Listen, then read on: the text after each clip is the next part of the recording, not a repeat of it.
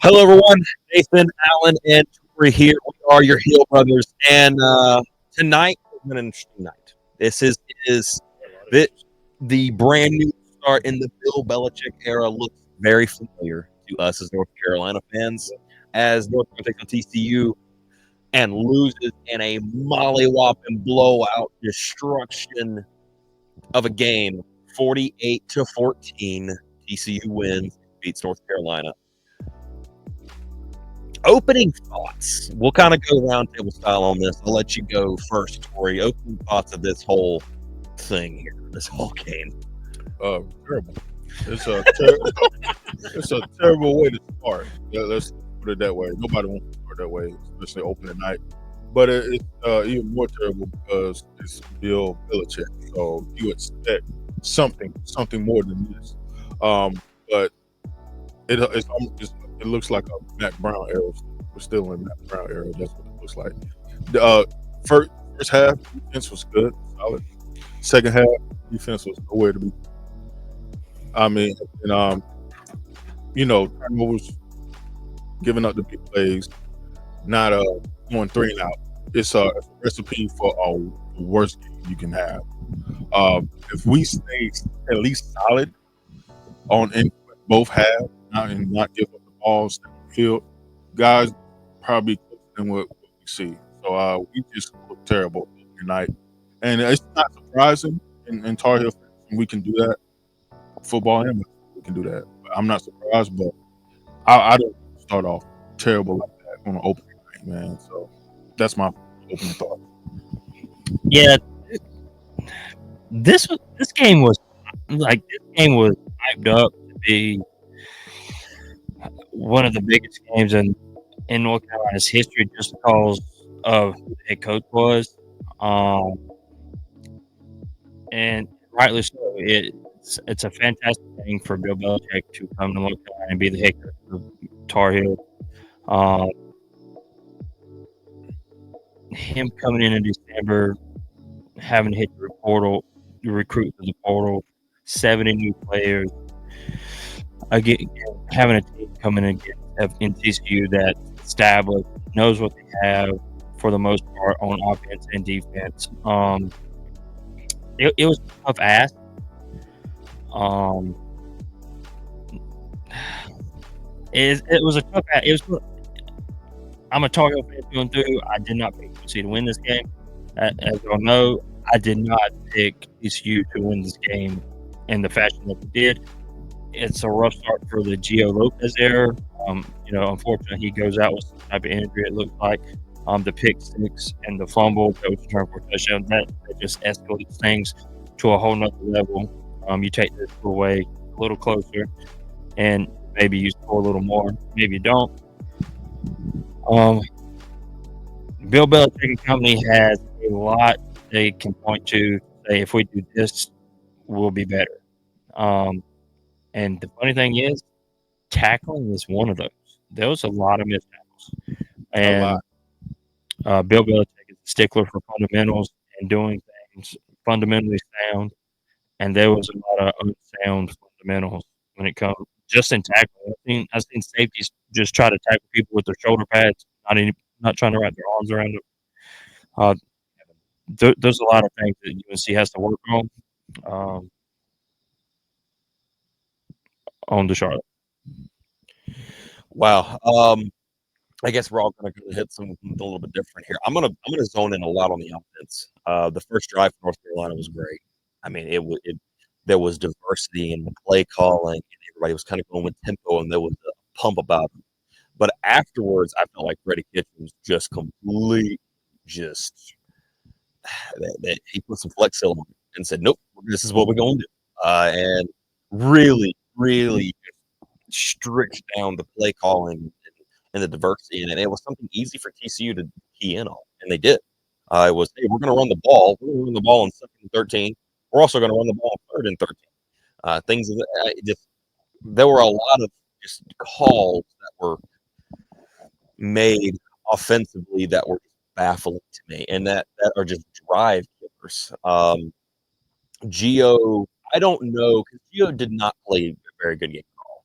I don't know and this is the question, with only being one game in, we don't know if the reason that is because of him and his ability versus Freddie and his play call. Yeah. We saw the play calling open up. Honestly, you kind of had to do it anyway just because you were down so much. But by the time that happened, I mean, it's a lost cause. You mentioned something in during the watch party that I thought was just it was perfect. It was that Gio looked like he was a half step slow. Mm-hmm. You know, where as we're used to with Drake and Sam, you know, when somebody cuts a slant or hits a curl, that the ball, by the time they spin, they're looking back at the quarterback like the ball's already to them. You know, you eliminate the time for the corner to be able to catch up with the receiver before the ball gets there, and that was an issue for him, for Gio. Offensive line, you definitely missed the center position. At first, they were holding up fairly well, and there were some times they really did good. But once TCU realized that Carolina's going to run the ball, and they're just going to run the ball, that's what they keyed in on, and they were able to stop everything Carolina was trying to do. And defense, I thought played great in the first half, in my opinion. Marcus Allen really let us down tonight. Yeah. I like Marcus, and Marcus was supposed to be a guy for us. But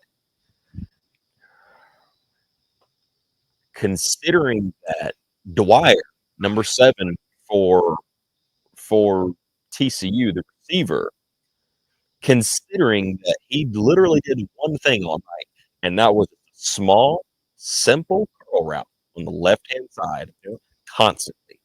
Yeah.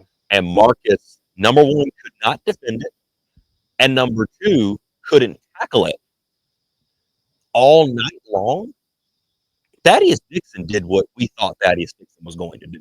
He shut down that side of the field, and they didn't even target him. And the 2 times that I know that they did, no game, nothing, no catch, no nothing. That's it. Nope, McAllister, it's you and me. But Dwyer, to see where they constantly went to him, and we know who's got one of the fastest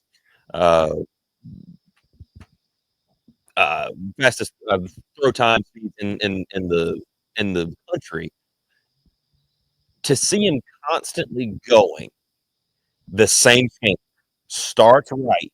The second he makes the second the ball snaps, he's already looking and moving. Looking and moving. He can scan that fast. Dwyer's not doing anything special.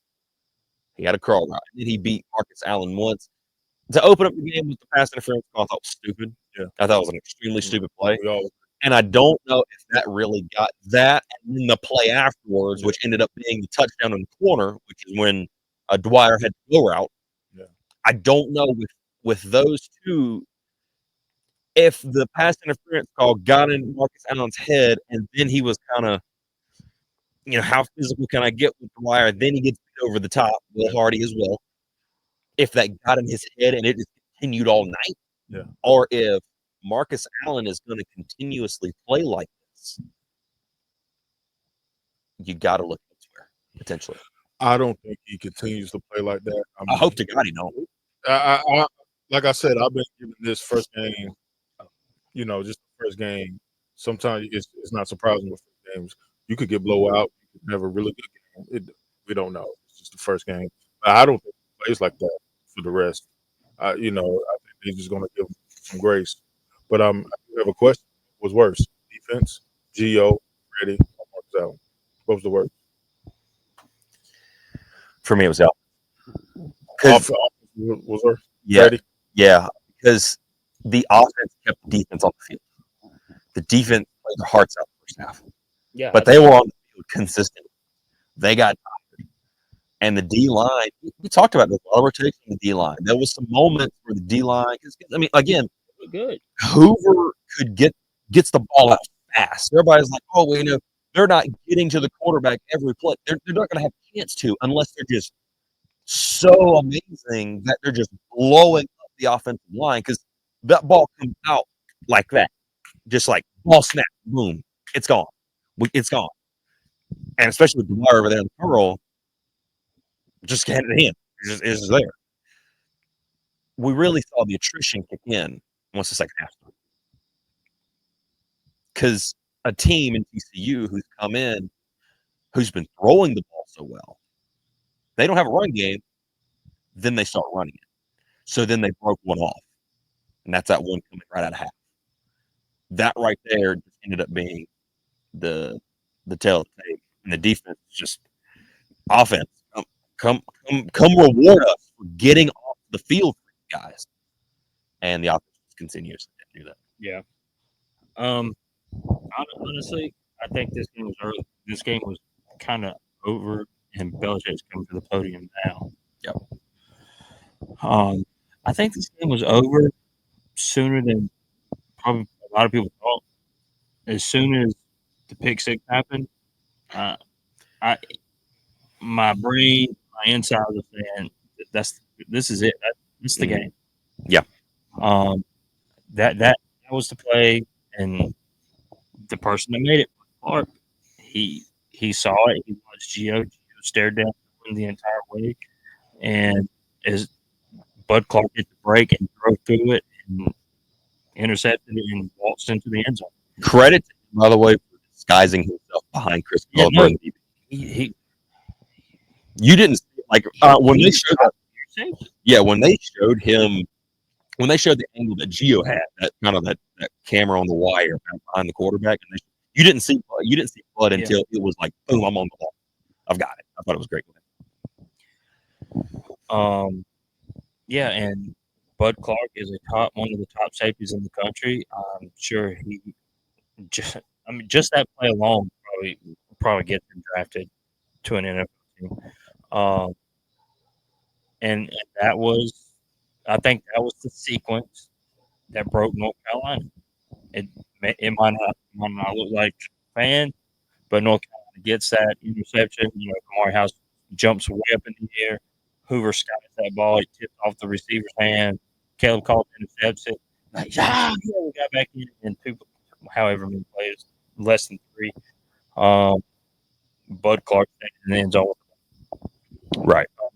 And then UNC's offense never recovered. Max Johnson came out after the apparent injury to Gio, and he comes out the field, leads the team down the field, gets 7 points. That nice little pass to his brother in it. That's awesome. But yeah, the play calling for UNC, it's got to be different. Whatever it was tonight, I'm not sure. Maybe Belichick and Freddie, he sees what Freddie did. Belichick says something with Freddie and says, "Hey, something's got to give. We're going to change things up." I don't know if Belichick would call plays for the offense. That'd be an interesting thought. Yeah, just overall disappointed. We waited all weekend, and when you wait all weekend to watch the team play, and then you wait all weekend to team plays like this, it's disappointing. But UNC Twitter is just undefeated. And yeah, it's just unfortunate that this is how the first game with Bill Belichick comes about. You lose by 34 points in the season opener. It's tough. You got a short week. You got a football team that's traveling to Charlotte to play. Good news is they look just as horrendous offensively as Carolina. Good, but that place is going to be an absolute hornet's nest. Their fans are rabid. Yeah, they are crazy. Yeah, Charlotte knows what's up over there. Where does this team go from here? Like, if you're a UNC fan, and obviously we've been seeing Twitter and everything else, are you saying screw this? Like, this is dumb. Like, this is screw it. This thing's over with.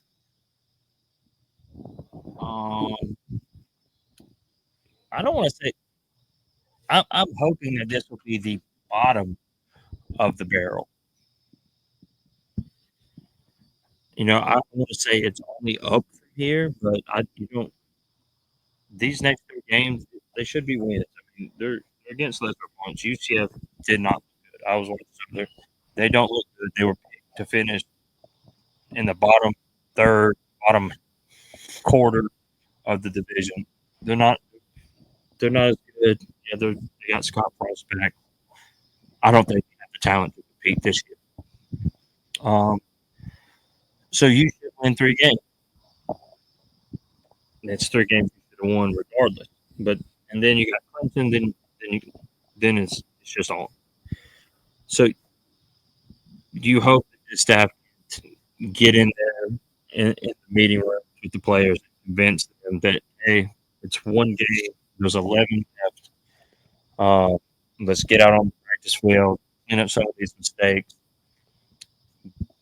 Get back on the winning track. Come to practice the following week, clean up more mistakes, and you just build one good day after the other. That's what you hope. You don't want to lose the players after the first game. But that being said, you want to have tough conversations had with some of these players.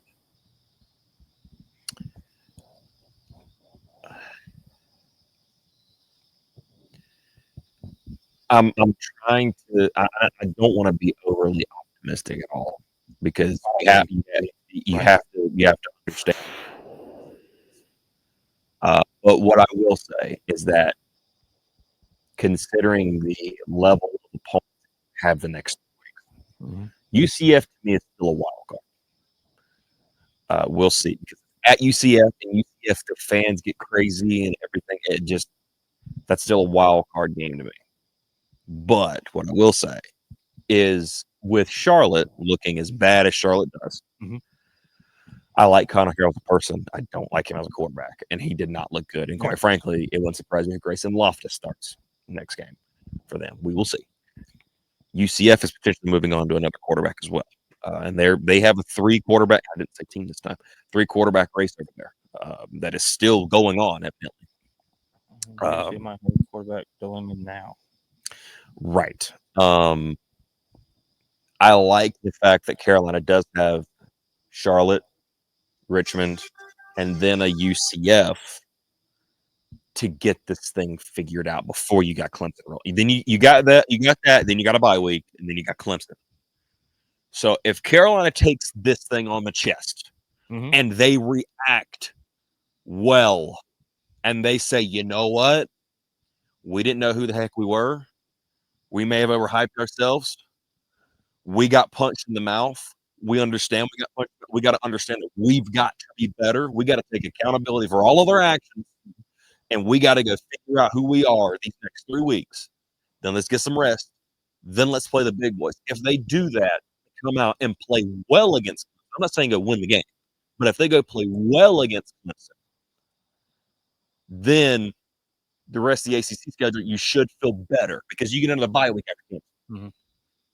That's kind of where I'm thinking. Now, what you hope doesn't happen and what has happened in the past is that a game like this happens and they start to unravel. This being game 1, you cannot let that be the case. You cannot let this be 2021 all over again, where you were in the country, come in, you get beat much closer than this game was tonight, and you let it just completely unravel your season. Yeah. You have to be headstrong, realize, hey, TCU, who is not talked about. No, they're not. That wasn't talked about. Nobody. Right. And it's shocking to me to figure that out as we were covering, right, throughout the week, to hear them not be talked about at all, to have a quarterback in Josh Hoover who's proven, a proven commodity. They've done a very good job offensively. They've brought in some pieces through the transfer portal, like Joseph Manjack. You have that Dwyer kid. You have Eric McAllister, who didn't even get to shine tonight. You bring in Corian Barnes to try and address your running back situation. We'll still see if they end up that running game for them continues to go on. Defensively, they know who the heck they are. Yeah, they do. They're quiet. Sonny Dykes, proven head coach, has taken a TCU team to the national championship game just a couple of seasons, 2 seasons ago. They weren't talked about. They came in, they had a chip on their shoulder, and they punched you in the mouth and said, "Welcome to college football." Okay. Everybody talks about the Yep. welcome to college football moment. What's your welcome to college football moment? What's your welcome to college football moment? He just got it. He just welcome. How does he react? How does his coaching staff react? Stephen Belichick, who's been in coaching ranks in college last year, played with a bad Washington team. Great defense, did a really good job with the defense. Can he answer the call again? Can he continue to develop? Freddie Kitchens, what are you going to do? That is the big question. If I had to take a guess right now, I don't think Freddie Kitchens is your offensive coordinator, maybe even for the season. And not if the play calling continues on this. No. Now, maybe it's the execution of the plays that are being called. Maybe the run, maybe the runs that was called that got stuffed was execution, and especially Christian Kelly got pushed into the backfield several times with some of these runs that get stuffed. Right. But that being the case, you can once you see that one, if you see that on first down, you can't call another run similar on second down. You can't call a run on 3rd and 13. And what was surprising to me, the passing plays, they did exactly what I thought they would. I said they couldn't do. I said they couldn't just, put Gio in a 3-5 step drop and let him survey the field. I think Gio could have been more successful if they moved the pocket. If you let these edge runners just come straight downfield and get on you, it's too. I don't care how mobile your quarterback is, he's still at a disadvantage. If you can move the pocket to either his left or his right, and you limit yourself to half of the field, obviously, but you still give him the chance to have a little more time to make decisions, and potentially hit an open wide receiver, or if he's rolling out of the pocket one way or the other and doesn't see anything he likes, he's already moving in the direction where he can take off and scramble, try to get some yards running the ball. Mm-hmm. He's mobile, or he's mobile. He has that ability. So I think that's something that Freddie missed coming into this game. Get him on. They did it with Drake when his offensive line wasn't that good. They would move him around in the pocket to give him that little extra time, and need be gave him the space to escape to the side of the field he was already going to. Chip Lindsey so long. So how does he miss that? If that's when I was looking at Gio in this offense, I thought that's what they were going to do: give him play action, get him moving, and move the pocket, maybe take a tackle, move him. And that's baffling to me, because through all the conversations that we've had with AJ, Charge 7, and the stuff that we've heard about this team, that's exactly what they've been saying. Yeah. In practice. That has been the thing. And to see it not come to the field really highly makes me quit. And honestly, it makes me wonder if Bill was telling the truth. We talked to Ron during the show about how much time Bill and the staff really took time to study TCU. Bill didn't say anything about it until this past week. Oh, now we're looking at TCU. Concentrating as evaluating our players. Right. Was that truly the case? Did they come in with a vanilla offensive game plan, and that was the thing? Because they took all this time to evaluate, because they don't have a preseason. They don't. And Bill's had that. And that is the question that who was it that AJ, as a matter of fact, asked Bill during the press conference multiple times. What's it like having a preseason? Because Bill's used to having a preseason. You get to see some players come out and play and see what they're going to do under pressure. You get 4 games to be able to do it, 3-4 games to do that. You don't have that in college. Yeah. And with them having to evaluate, and we know how practices are, especially like spring practice, you get so much time. There's a transfer portal window. People can leave. We got some guys leave. Then you bring some guys in.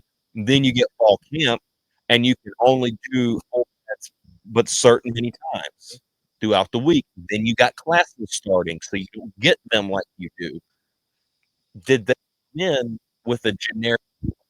Could have. We don't know. So you're saying that Bill just wasn't prepared? That is the question. And I mean, let's be honest. That's a really good question. He's coming. This is his first year. He don't really know too much about how it really goes. And this is his first year. He probably didn't think that, I needed to prepare, but so much. Cigarettes.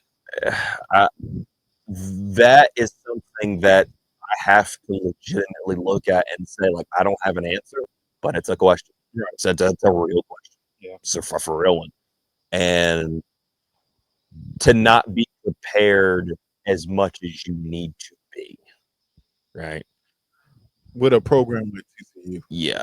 That is people, TCU is not a sexy name, but go look at them. They're proven. Mm-hmm. They are proven at every level over the last, decade, two decades. And that's enough for me to come with an actual game plan. Yeah. And instead of generic game plan. There's a lot of tape on it. It's not like they had 30 new players, 40 new players, 60. They had pretty much all their skill guys moved on. Mm-hmm. They replenished the transfer portal with other skill guys. Mm-hmm. Their offensive line is pretty much the same. Their quarterback was the same, and their defense pretty much the same. They understood the McAllister assignment, which is why Thad and we talked about it in the preview and the preview prediction. We talked about how Thad, like I said, either Thad or Marcus getting lined up with him, and you talked about the strengths. Well, they put 1-on-1. Number one Thad versus number one to the boundary every time. Yeah, that's where he works, so right? And that looked up for us. I mean, it might be worse if, given what we saw from Marcus, if McAllister was into the field. Well, Hoover definitely did not want to throw to Thaddeus at all. He threw once, and it was twice denied. Twice in the game. I'm not sure if Thad was going when he caught it the time. And then he went in, and so they only targeted that I knew once. I'm not sure if McAllister gets that on the second time was on Thaddeus. Mm-hmm. But man, it's a tough look. It's a lot of questions we'll never get answers to. Well, we will get some answers next week, because how does this team come up next week? Oh, yeah. How do they, if the game plan offensively looks nothing like tonight, then it's like, okay, we understand that. Well, even y'all came in super base for that first game. Now, reason why is a good question. Did you literally take the amount of time to evaluate? But when you come out next week, if they look like a different team and they're doing different things, then it's like, okay, either you must be starting to figure out your offense a little bit more. For what's his face, Freddie Kitchens, seeing Max, seeing how he looked. The good news is that at the quarterback position, you got Max. Yeah. You got a guy who saw ball in the SEC for 4 years. So since you have that, you have a guy that you can trust. Now, how mobile is he? We'll see. Yeah, how mobile is he? But you didn't see Gio running around. Mm-mm. And honestly, to me, Gio looked like he was frozen in time. Not because, and there's difference with, like, Harold. You could tell he was petrified. Yeah. Gio looked like he was frozen. To me, like, because he was just confused. Mm-hmm. TCU did a good job with the coaches. They did a good job with their coverages, changing the views, pre-snap versus post-snap. But I also wonder if it's slow. Is it like you said? It's just slow process. And that could be a thing. We will see. From the tape that I watched of him, he didn't seem that way. Mm-hmm. But this is a step up. You're going up against a Power 4 level team. He played decently against that, or pretty good against the LSU team when they were in LSU. What was the pressure like in the moment? That's the part I don't know. Yeah. Right? This is a different kind of pressure. This is the world is watching you. I mean, dude, they showed the whole pregame, everything on television like it was an NFL game, like it was a playoff. They don't show all that stuff. Right. And they did for this game. And the reason being is because this game lived up to, or was supposed to live up to this hype. It was hyped up big time. It was bigger than we thought it was going to be. Yeah, right. I mean, all the Jordans, Yeah. the Roy Williams. Yeah, what about you? Randy Moss was in the building. Yeah. Holy cow, Randy Moss. Chase Rice had a game concert. Eric Church. Eric Church, of course. UNC went all in on this game. Brought in some lighty up bands. It looked really cool. Over. And the football team was unable to deliver. I'm gonna say it. They were unable. Yeah. You got one side you're not prepared. On the other side, you're fundamentally sound. You're missing tackles. You're missing assignments. That is the most surprising part of the Gio wasn't prepared. It's just a lot of fundamentals missing, which should be there with a Bill Belichick-led team. Come on, man. Yeah, drop passes to Chris Culliver. Yeah, that one hurt. Well, I mean, it didn't hurt, but it sucked to see. Davion Ross, the ball was handed to him, and he just missed. Didn't grab it. Benjamin Hall had a ball thrown to him, and thankfully, it was forward by a yard. But thank God. Center hiking. Dude, yeah, slow balls. It's all across the board. It's fundamentals not there. Tapping all over. I honestly think that this team mentally, I think they got in their head. Yeah.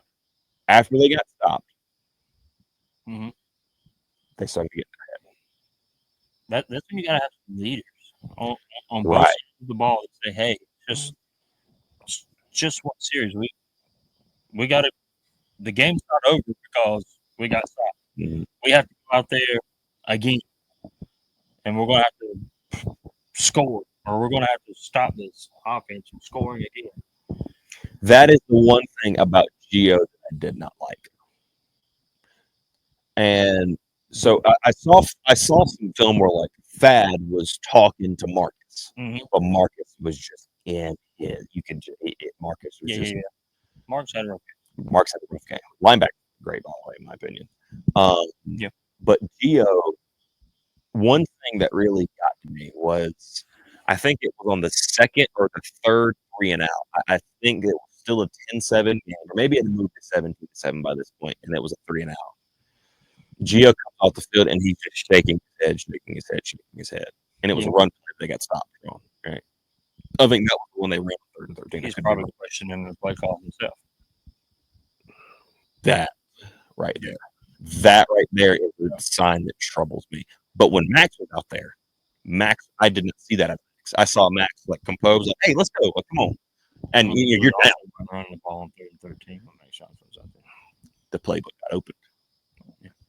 So my question is, if the playbook got open a little bit more, why wasn't it done earlier? Capability. Well, I think it was open. It's the most confuddling thing ever. Right. The first drive, I mean, we looked like a juggernaut. Yeah, moving the ball. Like I told you, TCU did not know what we was going to do. Yeah, and it's a game of adjustments. And I thought coming out of the second half there would be adjustments made. Maybe there were adjustments made, but that one play just absolutely just blew the doors off. And then you just, what's the point? Yeah, that first series they were diverse play calling throughout, but that second one, you got the 4 and out. Then you come back on the field, and it was just run. You're done. If you ask second series, you do that doing the same thing because the first series, and then they repeated it on the first. Right. That's the problem. Cut them out. First series, 2 running plays the second series, 2 running plays the third series. Why are you doing first down, second down running plays on the third? And I think it was by the third series, Carolina came out that 3 and out. It was already a 7-7 ball game, or 10-7 ball game by that. Yeah. TCU scored momentum. TCU scored on their second possession, the touchdown. TCU scored 3 on the third possession. North Carolina went 3 on out in fourth. Mm-hmm. TCU was intercepted in the red zone from their fourth. North Carolina had pick six on their fifth. Yeah. And that was when they tried to open it up a little bit with the pass. The pass was just a hairline. Yeah, it was third down. It was third and had to be at the six. And who better to recognize that than Bud Clark? Recognized, hey, this is just going to the six. Mm-hmm. Thank you. I'll take this. Yeah, and it was going to Georgia. That's one thing. It was going to Georgia. Yeah. So, yeah, there's a lot of questions about this game for Carolina. A lot of things that, heck, we don't really know. There's so much you could break on this game. And, we're going to be doing that throughout the week. But, hey, we record the scouting report tomorrow. So we are moving on to Charlotte and carrying a lot of questions this way. But it's going to be a lot of questions. I'm not sure. I'll go home and see what Belichick had to say to the media. I'm not sure when his media availability for Charlotte will be. Probably tomorrow, if not Wednesday, because it's quick. We got basketball this week. Yeah, we got some basketball videos coming this week. So that's fun. But yeah, man, I'm ready to watch it off. I need some soap and hot water. Just clean off the stank. You know what I'm saying? Yeah. 100%. I was eating frog before the game. I don't know what I'm eating. It ain't crow because I said North Carolina's going to lose. So Yeah. I'm eating hot when it comes to that. But Jesus Christ, I don't feel too good about it. You'd rather them lose 27-24 in a heartbreaker. Yeah, I'd rather North Carolina lose 27-24, not 48-14. Mm-hmm. Having given up 443 yards, I think, throughout the night. So. Yeah, that's BTA minus right there, sir. Absolutely. So a lot of questions. This is a full season. We still got 11 games to go. Like I said, this could be a team that just gets punched in the mouth early, gets humbled, and then they just right the ship and go from there. So we're gonna see. We're gonna start finding out right here to begin with. But you good? Yeah, man, I'm good, man. It is 7 minutes after midnight. Let's go ahead. We're done with the post game reaction. There is 202 of y'all watching this thing. We appreciate the hell out of y'all for staying up till midnight, a little after, to listen to buffooneries talk about UNC football. Yeah. If you're into that, like the video. If you're new here, subscribe to the channel. We're here every week doing the same old nonsense. You want to come roast us in the chat for not being able to keep up with the score? You can getting the breaks, their heads curb stomp. That's fine. We like that. We'll take it. But hey, when we win, we win. When we lose, we lose. It's going to be epic either way. There's going to be storylines all season. Like, subscribe, share, tell your friends, your aunts, your uncles, your nephews, nieces, neighbors. Patrol. Just tell everybody about the Hill Brothers. Come hang out with us next week. There'll probably be a watch party for that Charlotte game. More than likely, yes. Hopefully it's not a game like this. Whatever. Come hang out with the Hill Brothers if you need a spot. It's bedtime. That's all I got. You got any other last words you would like to speak to people? Yeah, man. I appreciate everybody. I didn't know it was like this, bro. 200 people. Yeah. So yeah, you guys are. That looks like 3 digits. Yeah. And that's what I look.